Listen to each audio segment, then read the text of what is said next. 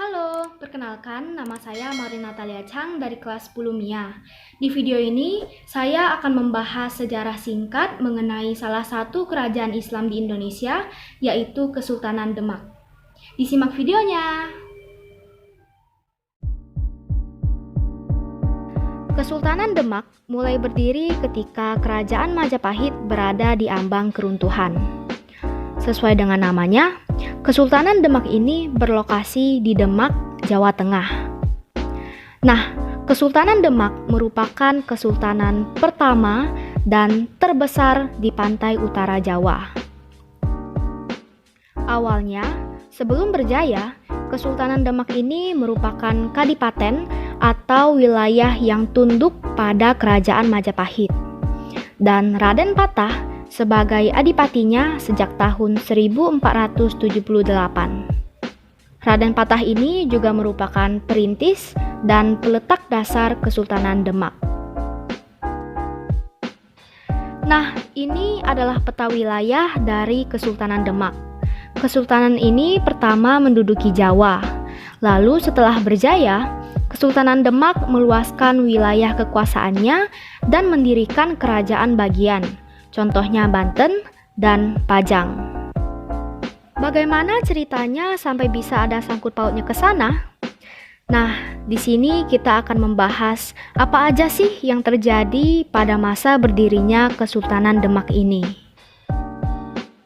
Sebelumnya, terdapat dua sumber sejarah yang menjelaskan hal-hal yang berkaitan dengan Kesultanan Demak.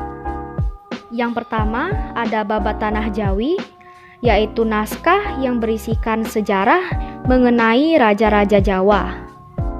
Dan yang kedua ada Serat Khanda, yaitu naskah yang berisikan silsilah raja-raja di Jawa.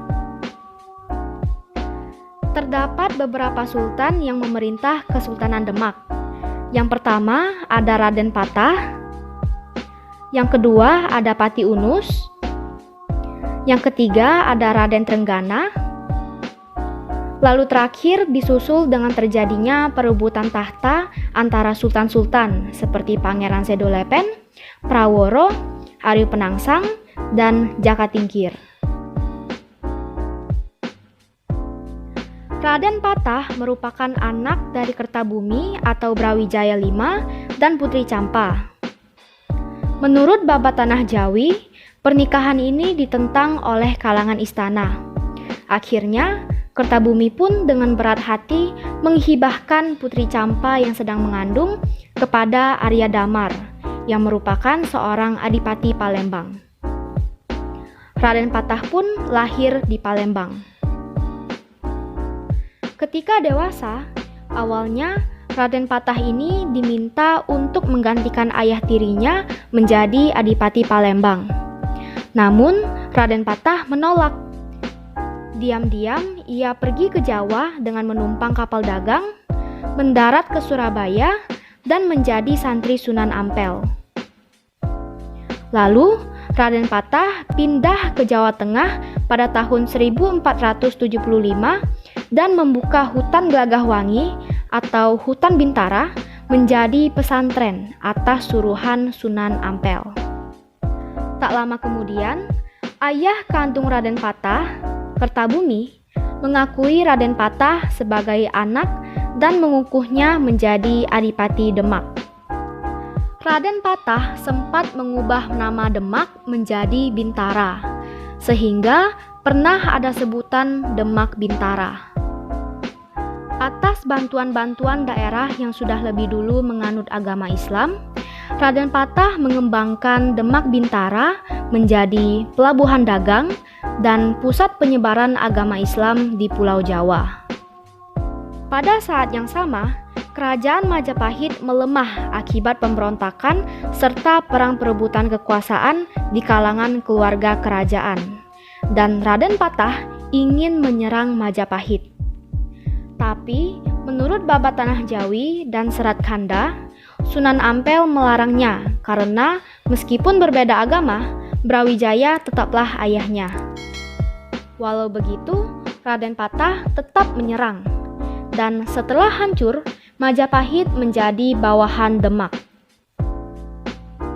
Demak pun berdiri pada tahun 1500 sebagai Kesultanan Islam pertama di Pulau Jawa dengan Raden Patah sebagai Sultan pertama. Kesultanan Demak ini berkembang pesat, ditambah lagi dengan adanya peran Wali Songo.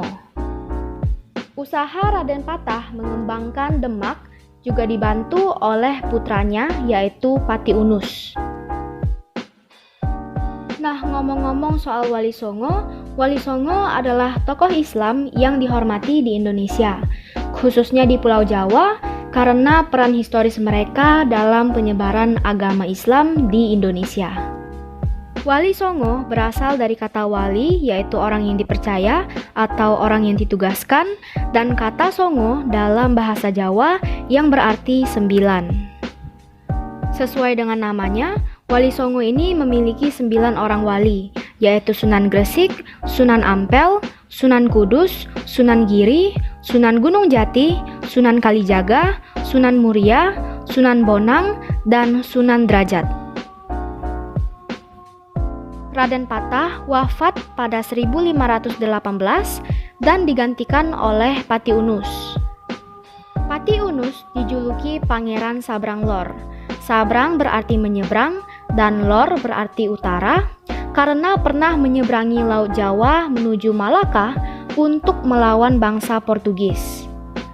Pada tahun 1521, ia sekali lagi memimpin Demak menyerang Portugis di Malaka. Dan ia gugur dalam pertempuran tersebut. Kemudian, ia digantikan oleh Raden Trenggana. Pada masa pemerintahannya, Demak berkembang pesat. Wilayah kekuasaannya meluas sampai ke Jawa Barat dan Jawa Timur. Ekspansi Demak ini membuat Kerajaan Pajajaran atau Sunda yang saat itu sedang menguasai pelabuhan penting dan strategis yaitu Pelabuhan Sunda Kelapa menjadi cemas. Raja Sri Baduga pun meminta bantuan Portugis di Malaka dan membuat sebuah perjanjian. Perjanjian ini ditandatangani pada tahun 1522. Di dalam perjanjian ini, Pajajaran memberikan hak kepada bangsa Portugis untuk membangun benteng di Sunda Kelapa. Dan sebagai gantinya, Portugis harus bersedia melindungi Pajajaran dari ancaman musuh. Meski demikian, tahun-tahun berikutnya, Portugis gagal memenuhi janjinya untuk kembali lagi ke Sunda Kelapa dan membangun benteng karena ada masalah dengan koloninya di India. Karena ingin menyebarkan agama Islam lebih luas lagi, Sultan Trenggana pun mengirim Fathahilah ke Banten.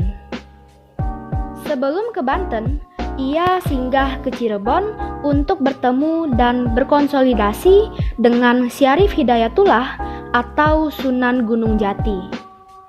Bagi Demak, perjanjian tadi adalah ancaman karena akan susah bagi kerajaan Demak untuk menguasai dan menyebarkan Islam ke seluruh Jawa.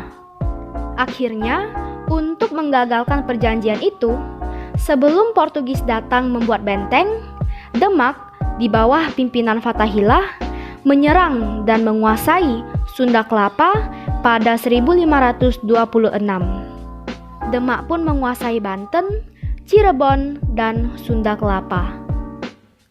Pada 1527, tanpa menyadari penguasa Sunda Kelapa sudah berganti, datanglah Portugis untuk membuat benteng di Demak. Demak pun langsung mengusir Portugis, tepatnya pada 22 Juni 1527. Nama Sunda Kelapa kemudian diganti menjadi Jayakarta, yang berarti kemenangan yang gemilang. Jayakarta ini nantinya berganti nama lagi menjadi Batavia, lalu berubah menjadi Jakarta yang merupakan ibu kota Indonesia sekarang. Pada 1546, Sultan Trenggana meninggal di Pasuruan saat ingin menyerang kerajaan Hindu Blambangan. Selanjutnya, terjadi konflik perebutan tahta antar saudara. Awalnya, Sultan Trenggana digantikan oleh saudaranya, yaitu Pangeran Sedolepen. Pangeran Sedolepen ini pun dibunuh oleh anak dari Sultan Trenggana, yang berarti keponakannya sendiri, yaitu Pangeran Prawoto. Kemudian, Prawoto dibunuh oleh Aryo Penangsang, anak dari Sedolepen yang telah dibunuhnya. Nah, hal ini membuat Jaka Tingkir, yaitu ipar Sedolepen, marah.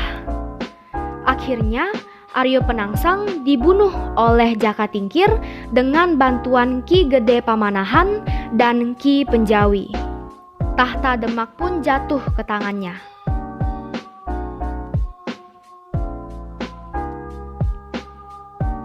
Jaka Tingkir atau Hadiwijaya menjadi Sultan Demak pada 1568 dan memindahkan ibu kota Demak ke Pajang. Setelah itu, sebagai tanda terima kasih, Jaka Tingkir memberikan Ki Pamanahan sebuah daerah otonom yang disebut dengan Mataram. Dan ia memberikan Ki Penjawi sebuah jabatan sebagai Adipati di Pati. Dari sini bisa dikatakan bahwa Kesultanan Demak telah runtuh. Nah, ada beberapa peninggalan dari Kesultanan Demak. Beberapa di antaranya ada Surya Majapahit, Makam Sunan Kalijaga, Masjid Agung Demak, dan Pintu Gledek. Nah, demikianlah pembahasan sejarah singkat mengenai Kesultanan Demak. Semoga bermanfaat dan terima kasih.